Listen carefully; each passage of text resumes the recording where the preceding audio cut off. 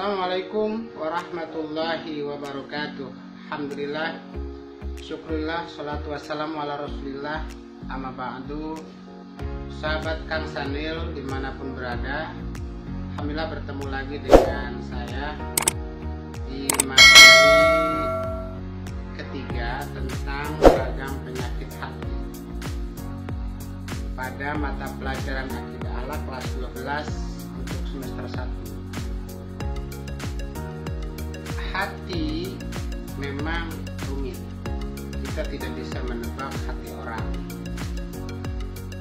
Hati baik tentu ekspresi wajah kita baik. Yang kita khawatirkan itu hatinya kena penyakit. Kali ini saya akan membahas tiga penyakit hati yang sungguh sangat berbahaya. Ada nifaq, munafik. Bahkan ancaman Allah terhadap perbuatan ini luar biasa. Innal munafiqina fi darkil asfal. Orang-orang munafik itu ada di neraka paling bawah.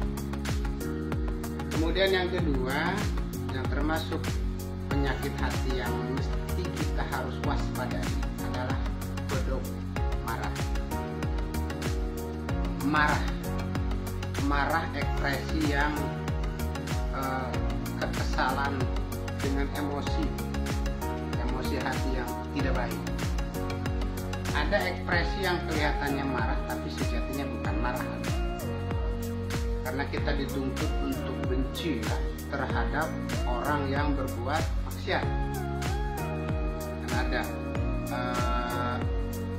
idza ra'a minkum munkara falyughayyir biyadi wa lam yastati abilisani wa lam yastati bi qalbi.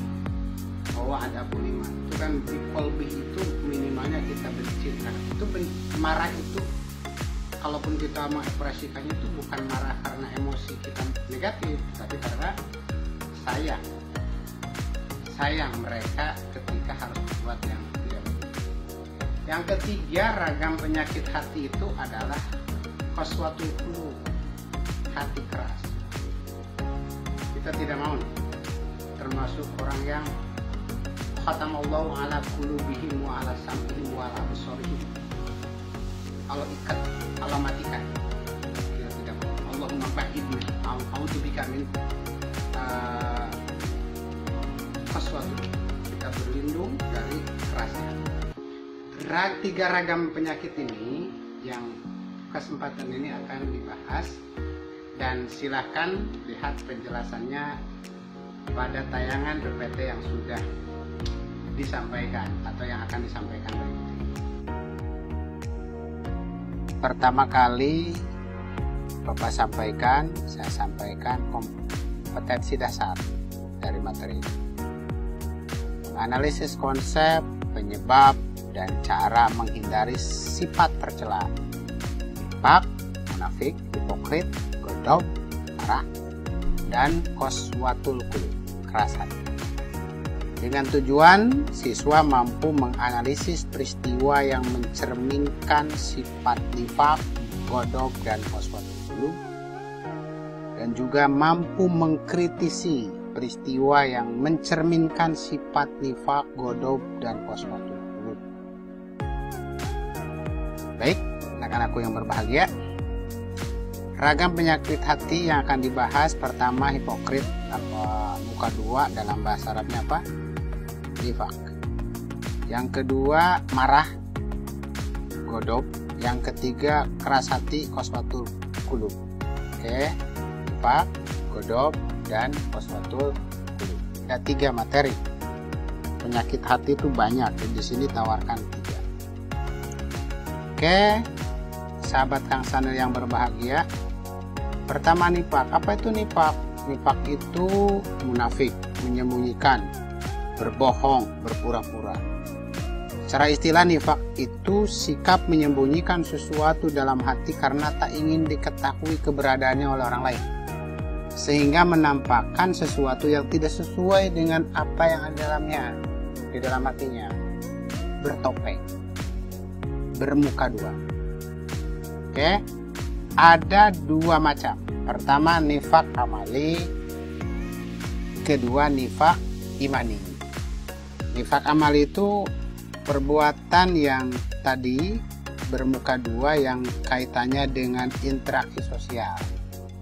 Kalau syar'i imani itu nifak dimiliki oleh seseorang, memperlihatkan keimanan padahal dia kafir, ya itu diancam dalam neraka.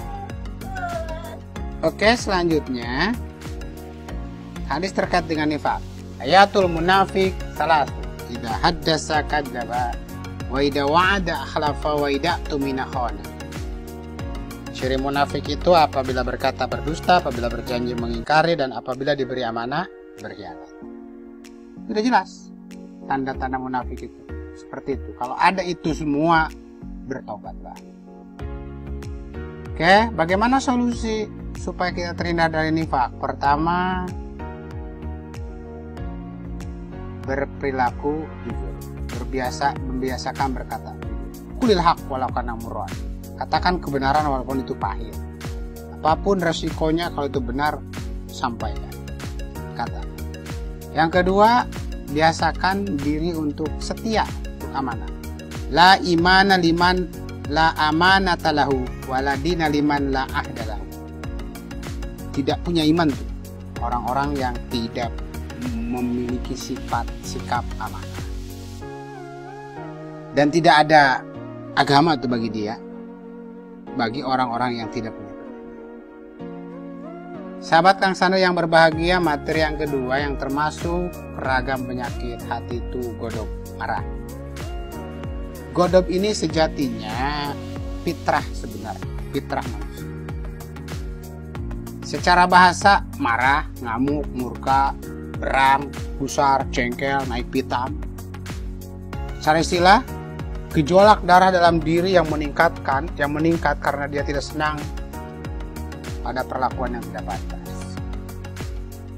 Bapak katakan tadi bahwa godop itu fitrah.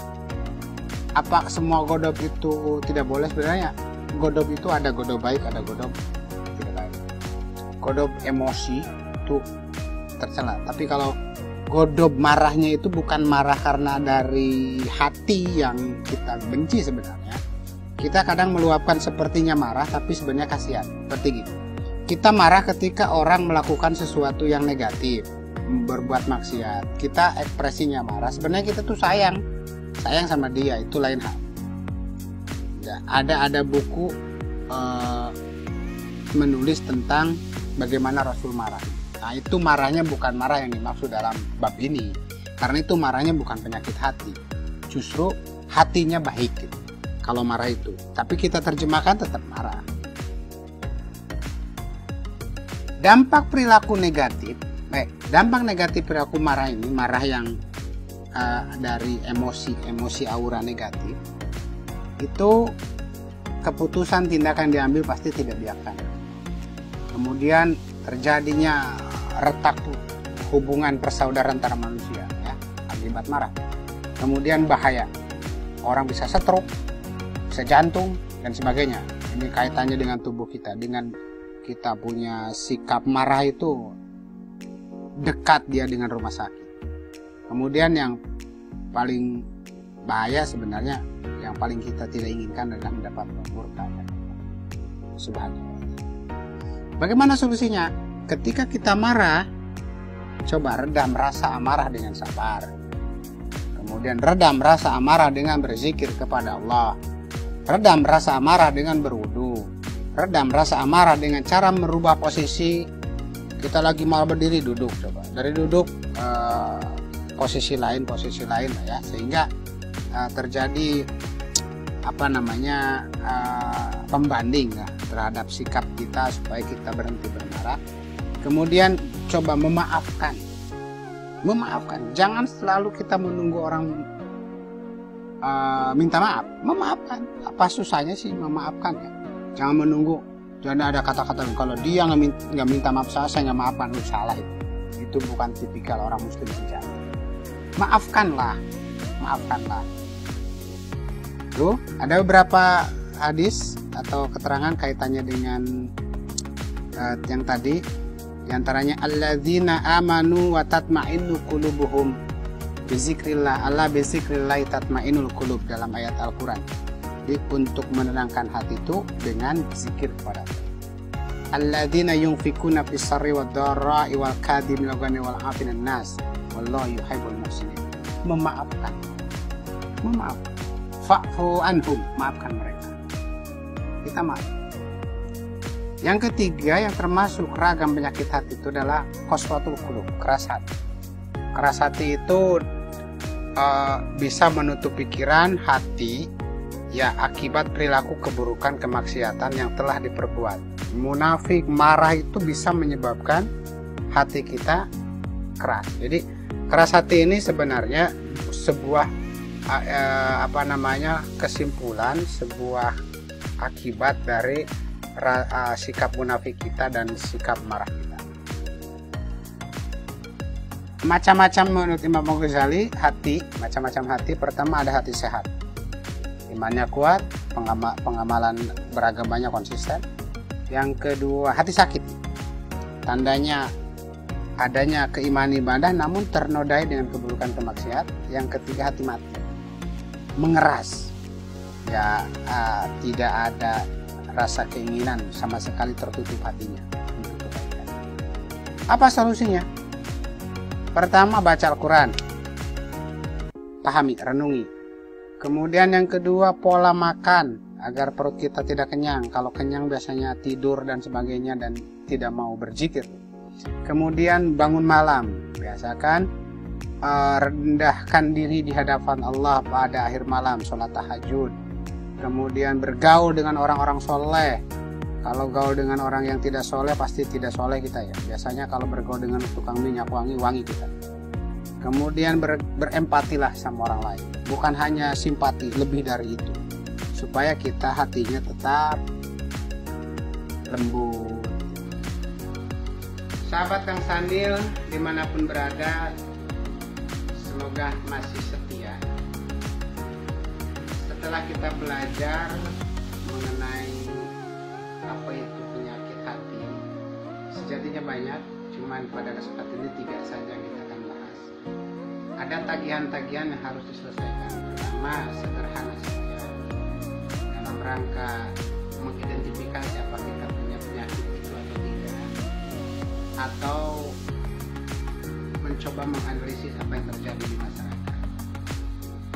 Bapak minta, tuh saya minta kalian mengidentifikasi sekitar Anda perilaku-perilaku munafik. 3 saja. Kemudian kalian tentu pernah marah. Ya, Bapak minta kalian tuliskan 5 kejadian marah Anda dan apa solusinya.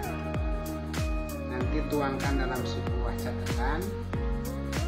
Nanti bisa disetorkan atau diperlihatkan pada saya untuk kita diskusikan.